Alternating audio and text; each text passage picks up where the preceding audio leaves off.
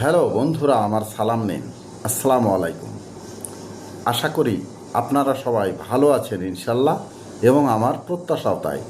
সেই সাথে আমার প্রীতি ও শুভেচ্ছা নিন। আজ এ পর্যায়ে যে বিষয়ে কথা বলবো তা হচ্ছে জ্ঞান অর্জনে বই পড়ার বিকল্প নাই। বই পড়ুন, মৌলিক তথ্য থেকে সত্য অন্বেষণ করুন। পড়ার মধ্যে নানান তথ্য থাকে, আবার কিছু কিছু তথ্য মানুষকে বোঝানোর জন্য দৃষ্টান্ত হিসাবে থাকলে সেগুলোকে আপনার নিজ কাজে ব্যবহার নিষ্প্রয়োজন, কেননা সেগুলোতে ইতিবাচক ও নেতিবাচক উভয় প্রকার তথ্য থাকতে পারে।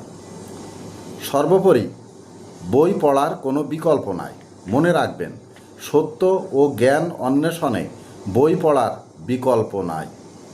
এ পর্যায়ে এখানেই রাখছি। ততক্ষণ পর্যন্ত সবাই ভালো থাকুন, সুস্থ থাকুন এবং নিরাপদে থাকুন।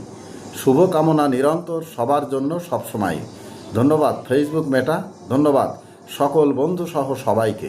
আবার দেখা হবে অন্য কোনো ভিডিওতে। আল্লাহ হাফেজ।